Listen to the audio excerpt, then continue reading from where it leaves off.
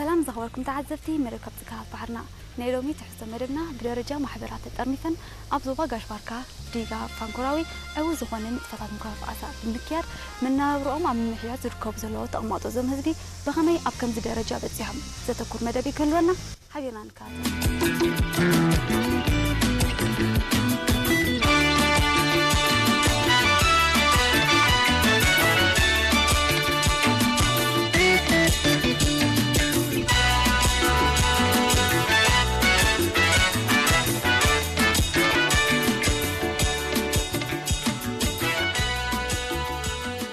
ሰባት ካብ ካልኦት እንስሳታትን ፍጥረታትን ዝፈልዮም ዝተፈላለዩ ነጥብታት እኳ እንተሃለወ ተጠቀምቲ እቲ ደረት አልቦ ኣእምሮኦምን በልሖምን ግን ብቀዳምነት ይስራዕ ዝብል ሕዚ ንኣብ ዝተፈላለዩ ዘመናት ኣብ ዝኣነብረላ ዘለና ፕላኔት ዝተኸስቱ ብድሆታትን ምቅያራትን ስነ ተፈጥሮን ስነ ማሕድሮን ሰጊሮም ናብዚ ብኩልንትንኡ ዝተፈልየ ቅዲ ህይወትን ናይ 21 ክፍለ ዘመን ማዕባለን ከም ዘብፅሖም ይፍለጥ ሓድሕዳዊ ምድግጋፍን ኣብ መንጎኦም ዝተፈጥረ ጥምረትን ሕብረትን ድማ ገለ ካብቲ ንኩሉ ፀገማትን ብድሆታትን ንምስጋር ዝተጠቕምሉ ኣደናቂ ሜላ እዩ እዚ ክሳብ ሕጂ ዝቕፅል ዘሎ ብስድራ ቤት ዓልየት ሞያን ካልኦት ጠመርቲ ዝምድናታትን ዝተሃንፀ ናይ ምትሕግጋዝን ምውሃድን መስርሕ ጌና ናህሩ እናሓየለ ንማዕባለ ይደፍእ ከም ዘሎ ይፍለጥ እዚ ጉዕዞ እዚ ብስሩዕን ዘይስሩዕን ዝካየድ ኮይኑ ብማሕበር ደረጃ ቆይምካ ዝግበር ምትሕግጋዝን ሓበራዊ ጉዕዞን ድማ ምስቲ ስሩዕ ምድግጋፍን ንሓድሕዳዊ ምዕባለ ክኸውን እንከሎ ገለ ድማ ንግዝያዊ ፀገማት ንምፍታሕ ዝግበር ምድግጋፍ እዩ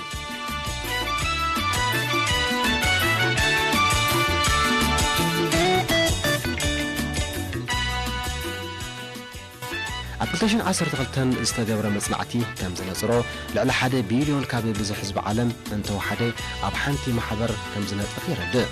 ንሎሚ እምበኣር ኣብዚ መደብ ንጥቕሚ ሕብረትን ሓድሕዳዊ ምድግጋፋትን ብምርዳእ ኣብ ከባቢ ፋንኮራዊ ካብ ዝተመስረተት ኣብ ውሽጢ ሓፂር ግዜ ድማ ጽቡቕ ደስካስ ተርኢ ዘላ ማሕበር ገበፍቲ ዓሳ ከነተኩር ኢና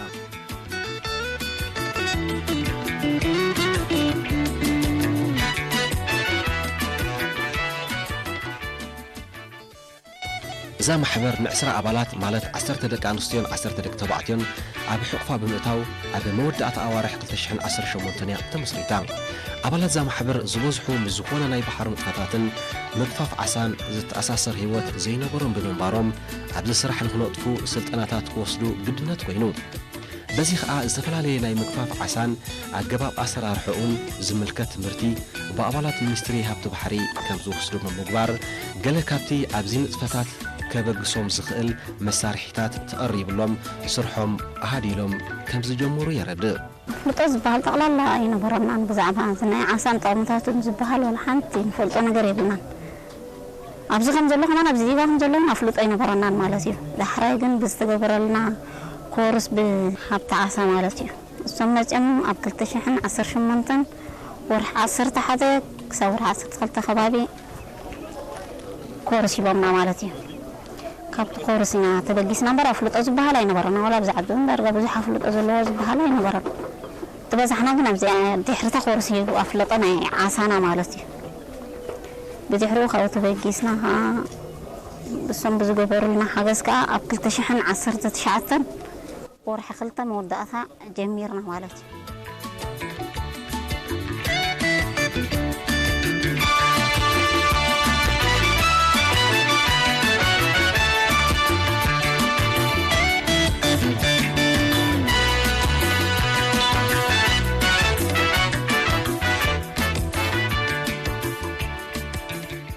ንጥፈታት ዛ ማሕበር ኣብ ምግፋፍ ዓሳን ንምስራሕን ተኸፋፊሉ ይካየድ እቲ ናይ ምግፋፍ ዓሳ ስራሓት ሓይሊ ጉልበት ዝሓትት ብምዃኑ ደቂ ተባዕትዮ ዛ ማሕበር ነዚ ዓይነት ስራሕ ክዓሙ ግድነት ይኸውን እዚ ብጃልባ ተገፊፉ ዝካየድ ናይ ምግፋፍ ስራሕ ብሬተታትን ብሎንግ ላይን ዝፍለጥ ብዝሒ ዓንቃሪቦታት ኣብ ሓደ ገመድ ብምእሳር ይካየድ በዚ ከዓ ከም ካርፕ ቲላፒያን ኣብ ሸነብን ዝተፈላለዩ ዓሌታት ዓሳታት ይተሓዙ ነዞም ዓሳታት ምስ ሓዝዎም ድማ ኣብ ክሻ ጠርኒፎም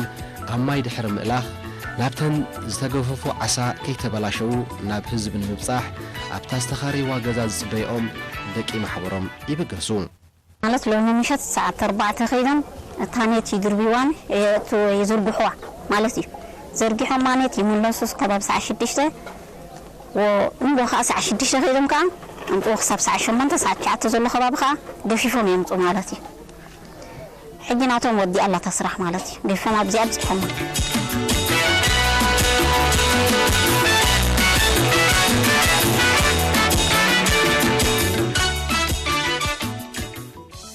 إذن وفيات دك أنستيو دما نتي بأحواتن بسكيعتاتن عنقاري موتاتن نزتتحزو عصاتات أبتاناي ممسرحيت عصا بيتن ناي مصراين مسطاين سرحتن يسلاسلان نحنا خا السما سمطلنا طبابي احنا خساب زفيت كساب ساعة 10 12 خباب لنا مالتي بزي شيتنا كل مسودانا تم عمايل موطين كل مسوسدلنا احنا خا انا خيت كاوزلو بتغزانا نطفتات شو انا كايد مالتي دحر ساعة 10 12 خبابي زامش زلنا غيزه ناي حضرنا ناي سرحنا ناي قلعتنا وراين نقبر مالتي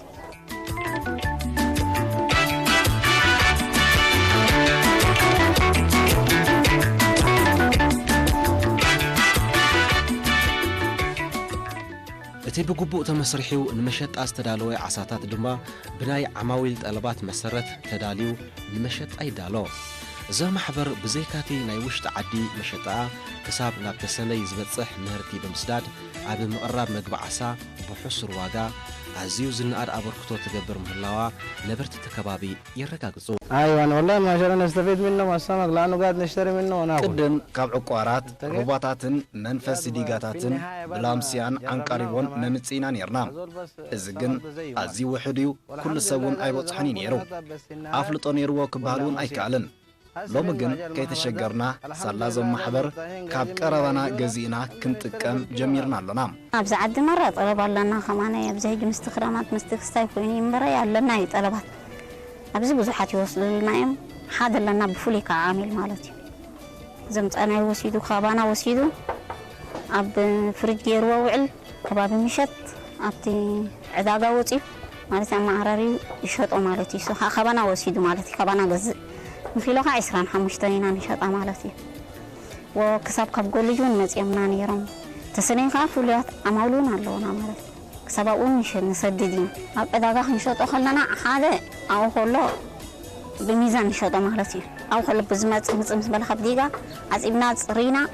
بخيلو نشطو مالتي بحاجة خاب قراريت نون بخيلو بفرق خيلو أما عراريهم بخيلو هبنا ولنا بخيلو نظام بفرق خيلو نظام بخمون نشيئنا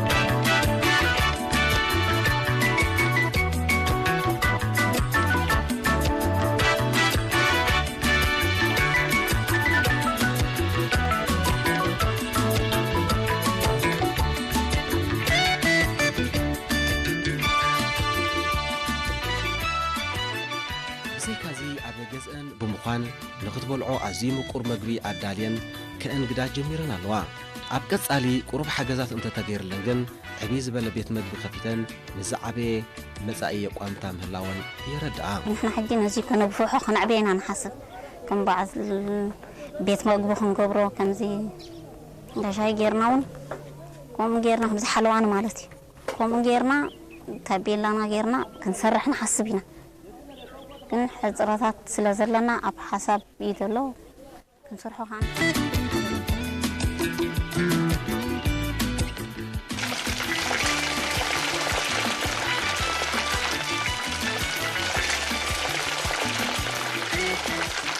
ديغاتاتون لكع كمتي كالوت مياوي كفالات نزوننوم عقور ناي هوتاويان صغاتات بقرعو أجباب كمزموزو جدن يخون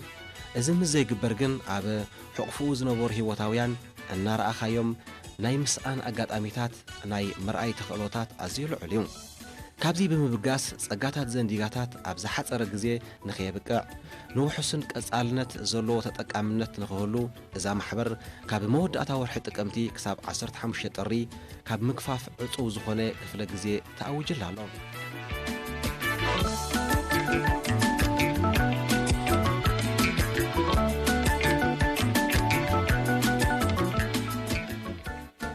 እዚ ስለ ዝኾነ እቶም ኣብዚ ወቅት እዚ ኣብ ናይ ምፍራይ ግዜ ዝርከቡ ህይወታውያን ተታሒዞም ካብ ቀጻልነቶም መታን ከይክለፉ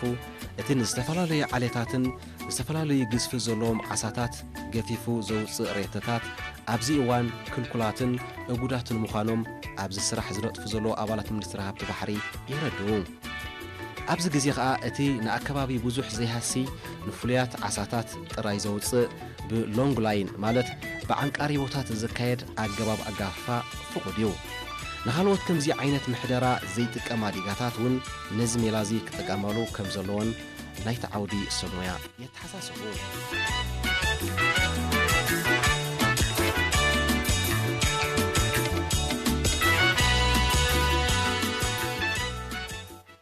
ኣባላት ዛ ማሕበር ኣብ ዝተፈላለዩ ናይ ሕርሻን ካልኦት ንጥፈታትን እውን ዝሳተፉ ብምዃኖም ነዚ ስራሕ ንምክያድ ምስርሖም ብኸመይ ኣገባብ ከም ዘካይድዎ ክገልጹ ከለዉ ሎሚ ክልተ ሰብ እንተወፊሮም ካብ ደቂ ሰቡት ክልተ ሰብካ ካብ ደቂ ኣንስትዮ የወፍራ ኣብቲ ድሌታትን ገይረን እንተ ፀሓያይ ድዩ እንተ ኣብቲ ቃውሒ ገዜ ቀውሒ ድዩ ማለት ተመኻቂልና إذا أين بكرون نتخا أين بكرون بخمسة بحنساب نكيدو. لأربعة سبعة تخيدم صباح كافهم أربعة قال ثلاثة تخيدم تحت صباح بدي حرقون ثلاثة هم دقورنا أنا كايد تنحرش أنا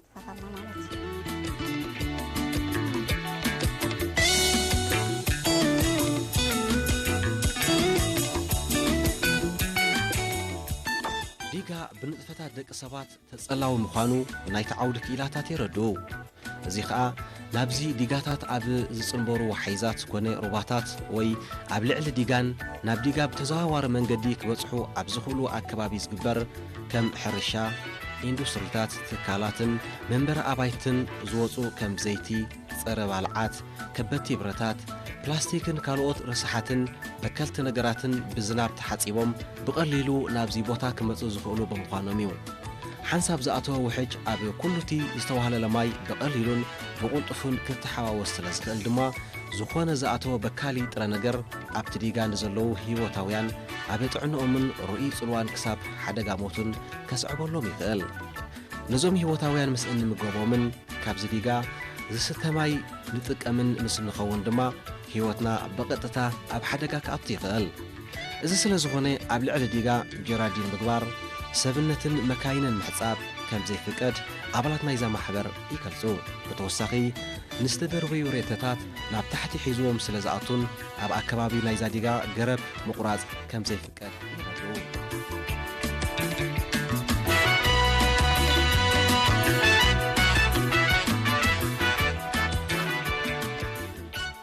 ንዘለዎም ከም ናውቲ መዝሓሊ መጓዓዝያን ካልኦት መሳርሒታትን እንተተፈቲሕሎም ቁልጡፍ ዕብየት ከመዝግቡ ከም ዝኽእሉ ዝገለጹ ኣባላት ዛ ማሕበር ከምዚ ዓይነት ናይ ምድግጋፍ መስርሕ ንኻልኦት ነዚ ዕድል ዘይረኸቡ ደቂ ዓዶም እውን ክቕጽል ዘለዎም ምንየቶም ይገልጹ ናይ መጓዓዝያ ፀገም ኣለና ወላ ብምሕዳራትና ይኹን ወላ ዝከኣሎም ሰባት ኣነስ ሓገዝ ተዝገብሩልና ጽቡቕ ነይሩ ክሳብ ሕጂ ብሃብቲ ባሕሪ እንተዘይኮይኑ قال حاجة زي رخبنا نخبط بحري زخوني هون ولا مركب ديو ولا زنيت ديو قال ديو أو في منا يبغى مالتي ولا بنفسه أنت وفي مين خبط بحر كسب لو ما خب ورح عصرت خلطة حين شو منتن ماله عصر شو منتن كسب حقي تفعل يومنا ونايفلتني أبو رحي أبسمونا كل تسمونا تغيروا موتونا ماله زل الناس أجمعتون يري ويا أجي بفلا يكبزون محضرات ما جلس تزحق جزنات بعنيرو هنا نبلا الشغل ده شغل كويس والشغل ده هنا في البدايه لما جينا እዚ ስራሕ እዚ ብጣዕሚ ጽቡቕ ስራሕ እዩ ኣቐዲሙ ናይ ከምዚ ብሰፊሕ ዝተምሃርናይ ኣፍልጦ ይነበረናን ንኩሉ ምስ ፈለጥና ግን ማዕረፍ እንደይ ኣገዳሲ ምዃኑ ተረዲናስ ኣበርቲዕና እኳ ንሰርሕ ኣለና እዞም ዝተረፉ ኣሕዋትና ከምዝናትና ሓገዝ ረኺቦም ብማሕበር ተጠርኒፎም ምሳና ኣብዚ ዲጋ እንትዝሰርሑ ደስ ምበለኒ من الحكومة اتمنى يلقوا يجي يشاركوا معنا